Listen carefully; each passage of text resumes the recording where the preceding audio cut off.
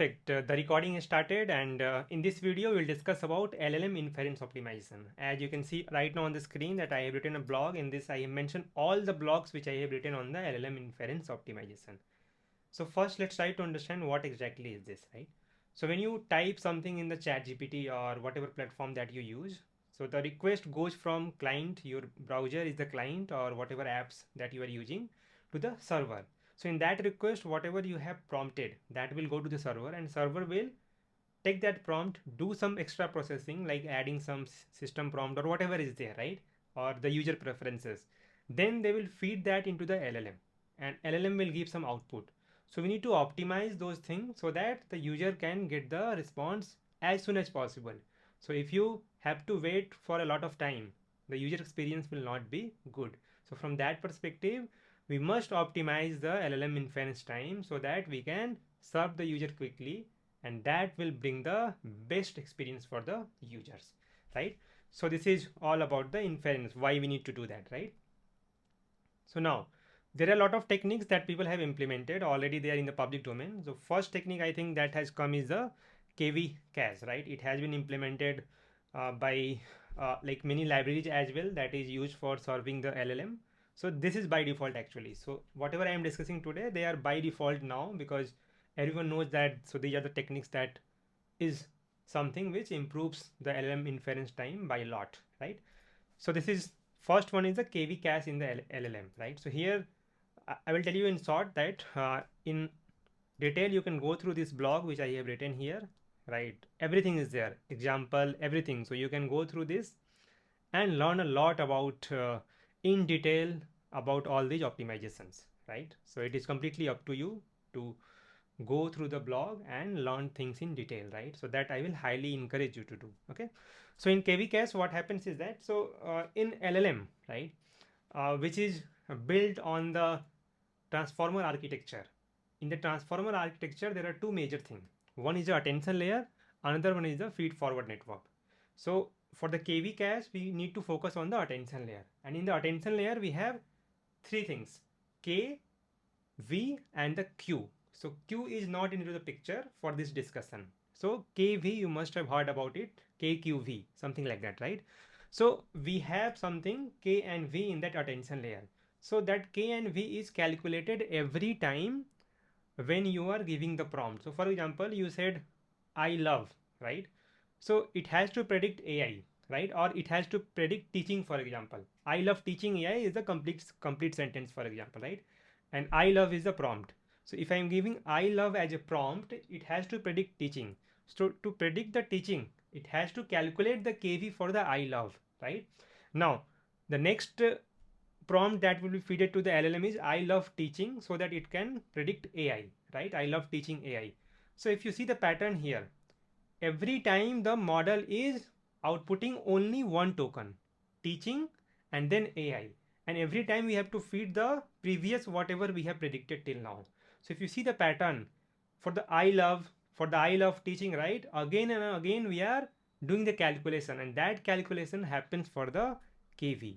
So we need to cache that for that particular window frame, right? So that we can keep on generating the next token by reusing the previous computation that we have done, right? So these things in detail you can learn when you go through this particular blog, right? So you can go through by clicking on that, right? Now there is something called paged attention, right? So here what happens is that because of the KV cache, we will take a lot of memory to cache those things into the memory, right? And there the memory will become the bottleneck. Now we need to optimize for that memory. It should not become a bottleneck, because we implemented the KV cache to do some optimization, and again we have come to a point where that is becoming a bottleneck. So we need to solve that bottleneck as well, right? So here what happens is that, so for example, uh, let's try to understand from analogy kind of, right? So what happens is that if you create a KV cache of, for example, 2 MB, I'm just taking that an example, right? But naturally, as a memory that you get from the system, that will be a block of 10 MB, right? And now what you can do is that in that 10 MB, you will store only the KV cache of 2 MB. So 8 MB will be wasted. Similarly, next time if you created some KV cache and that is of, for example, 4 MB, but you will get the block size of 10 MB. So because the system will give you in blocks, right? It cannot give you the exact memory that you need, right? So that is the restriction the system has.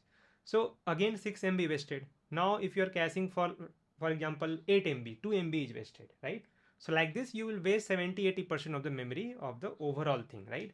So because of that they implemented the paged attention. Means at the software level they will write the code so that the 10 MB can be divided into 2 MB if needed, right? So now the 10 MB which is on the physical, right? So that is divided at the software level in the 2 MB, like 5 MB blocks are there now. Earlier we had only 10 MB blocks, right? Now to do this they have to create a indexing as well, right? So they will write the address that from where to where this 2 MB is allocated, from where to where this 2 MB is allocated, right? So like that we will have to write in that. So just having a journal in association with the physical 10 MB, right? So we are able to divide that into 2 MB chunks. Now if you see the pattern here, right? Now the memory will not be wasted. I'm not saying that 100% it will not be wasted. It will be wasted, but now 4, 10, 5, 10, 20% like that, right? Earlier we were wasting 70-80%. So this is the optimization that has been done in the paged attention. So this was all about the page attention. Again, you can go through the page attention blog and you can read on the outcome school blog. So after this page attention, we have something called decoding flash attention in LLM, right? So on this also I have written the blog, but I will try to simplify it with the simple analogy, and for detail you can again go through the blog that we have linked here, right? Now in this we have to consider that this optimization is happening at the GPU level. So here we have something called HBM and the SRAM, again with the analogy that this is a bigger memory that can do a lot of operation at a time, because that is a very big memory. For the bigger calculation we can feed a bigger matrix for the calculation, and here this is a smaller one which is faster. So just for simplicity, this is a bigger one which is very slow, very slow. This is a smaller one which is very fast. But when you talk about this research paper, right, the attention is all you need, which implements the transformer layer. So there we have the attention layer, right? So in that we have KQV. So those matrices are very big. During the model training or during the output prediction, we need to do a lot of calculation on the bigger matrix, right? So for that definitely you need this to do at once, right? But with the experiment, people have found that doing the bigger calculation versus doing a lot of smaller matrix calculation on the smaller one, because here we will have too much to and fro, right? Because we will divide our bigger matrix into what, smaller matrix, and then we need to club that as well, because ultimately we need the calculation on the bigger one, right? But the nature of the matrix calculation is that you can actually do that in chunks, right? So doing that in chunks, although having to and fro with the smaller memory which is faster, right, that is actually coming out to be better than doing something bigger on the bigger memory, right? So that is what people have implemented now, and in that there is two concept which is called tiling and the online softmax, right? So that you can go through. Those are the two important concepts that are important. After that, this has evolved over the period. Flash attention 2 and the 3, we have the research paper on that as well, right? So you can go through. So now after this we were introduced with grouped query attention, and if I am correct, I think I have read this in the DeepSeek research paper that they had published earlier back then. So in this we need to learn the evolution first, right? So in this paper, if you see, right, attention is all you need. So in this transformer architecture, if you see, we have the multi-head attention, right? So that was the original attention head. So in this, for every query you need one key and the one value, q1, k1, v1, q2, k2, v2, like that we need, right? Now what people have done is that they implemented multi-query attention. So in this you need, for one query q1 you will have the k and the v. For another query as well, q2, you will have the same k and v. So if you observe here, key and the value is shared for all the query. If you have 100 query, Q1, Q2, Q3, Q100, for all of them, K and V is the same, right? So that is why we are saying multi-query attention, right? Now the next one is group query attention. That is something we need to talk about, right? Group query means for multiple query, you will have one key and the one value. Then again for the next multiple set of query, we will have the same k and the v. So we are grouping the query. That is why the name is grouped query. So for so many queues, query, right? Not for all the query. So let's say we have 100 queries. For 1 to 10 query, we will have k, v something. For another 11 to 20, we will have some different k and v. So here we are not having k and v same for all the query, but we are doing the grouping here. So if you see here, if you have completely different q, k and the v, you will have the best output from the model definitely, but you are doing a lot of operations, lot of memory you are taking, right? So then if you introduce this, you will lose on the accuracy because the same k and the v is shared for all the query, right? So we need to find a balance, and this is the balance that I am talking about. So this is a balance. For multiple query, we will have same kv. Then again for the next multiple set of query, we will have same k and the v, and that is what this group query attention has done, right? So that is the accuracy, that is a balance, right? Balance of accuracy plus balance of the computational and the memory that is required for that, right? So that is a great optimization, right? And this is how we find the solution by going through the hybrid approach. So I will recommend in every domain, right, whatever you are working on, try to find that balance, right, where what trade-off is there and what optimization that we can do, right? So this was all about the group query attention. And after this, we have something called a speculative decoding. So here again, we need to find a better solution to optimize for the LLM inference. So here what we do is that we will have two models. One is the larger model, which is called target model, and another one is the smaller model, which is the draft model. The bigger model that we have, right, will definitely give you the best output with the best accuracy, but it will take a lot of time because that model is a very big model, right? A larger model, right? Now if you have something, a smaller model, that will take a very less time, and less time is good for what? A better user experience. But with less time, you cannot give random things to the user. So for that, you need to verify whether that smaller model is giving you something better or not, because a smaller model will definitely not good at accuracy, right? The correctness will go because of the smaller model. So that is why we will find a smaller model that is good enough to predict, but at the same time, we will use the larger model to verify what the smaller model is doing, right? So here we find a balance, that we use the larger model to verify. The good thing is that we are able to optimize for the time, and at the same time we are able to optimize for the correctness, the accuracy as well. So how we do that? The smaller model will keep on generating. So let's say smaller model has to generate 100 token. So we can write the code that after every 10 token we will verify, because if we try to verify each token, again the larger model will take same time. For the user, they will have to wait, right? So that we will not do. Instead, we will verify in batches, and that is a technique that is helping here. The main technique is that verifying in batches from the larger model, because larger model can verify in parallel.